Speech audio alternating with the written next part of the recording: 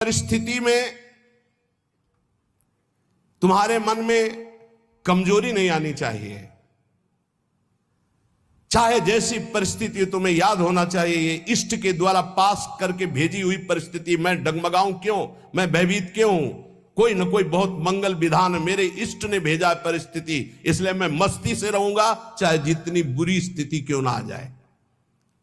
हृदय में या बाहर परिस्थिति, स्थिति या परिस्थिति, संतुष्टा येन केनवा, ये बहुत बड़ी बात है। क्योंकि इष्ट ने भेजा है ना, चयन किया इष्ट ने, किस लिए? होगा कोई उनका विधान, मंगल विधान, शांत प्रसन्न मुद्रा, कभी खिन्न नहीं, निकल जाएगी परिस्थिति और स्थिति भी। कभी कभी अंदर में भी स्थिति गड़बड़ होती है, बाहर भी परिस्थिति। इन्हीं के वचन अभी सुनाए थे पीछे। पापियों का ऐश्वर्य बढ़ता है।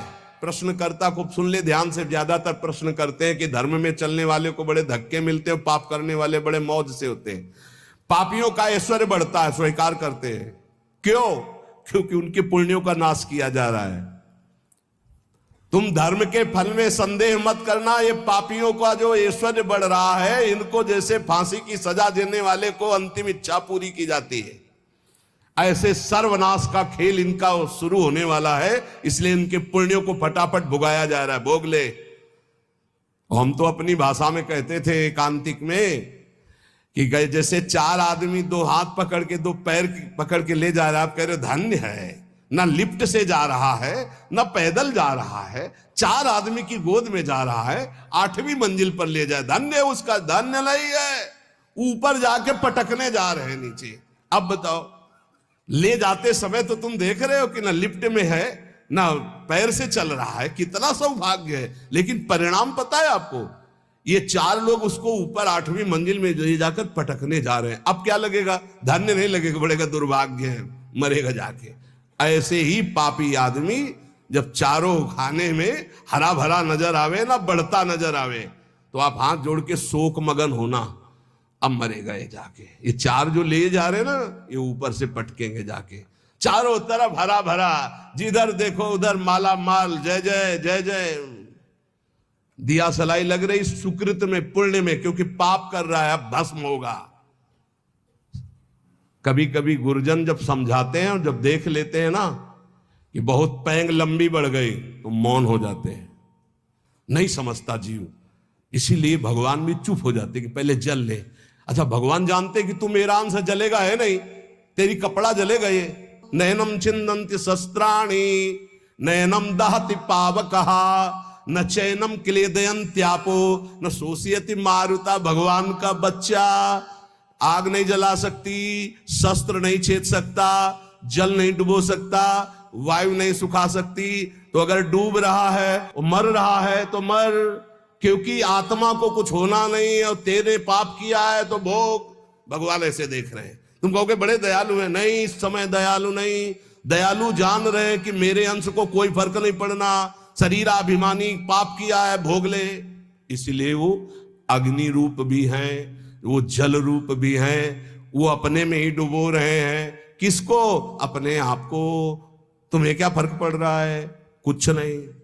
हमारी भाषा समझ लो। कहें भगवान अब कहां गया, क्यों नहीं बचाया इनको, क्यों बचाए? उस समय जब उपदेश कर रहे थे कि ऐसा नहीं करना, तब तूने माना, नहीं माना तो भोग। तो बोले दया क्यों नहीं है? दया इसलिए नहीं कि असली वाले को जलन नहीं होगी और नकली वाला बचेगा नहीं। क्या? ये नकली है, यही जलेगा। असली जो भगवान का अंश है, उसमें कोई ताप नहीं लगता। तो इसलिए भगवान शरीर, जैसे ये कपड़ा जल जाए तो अपने को क्या फर्क पड़ेगा, हम तो बच गए। बोले बड़ी कृपा, हम बच गए, कपड़ा जल गया।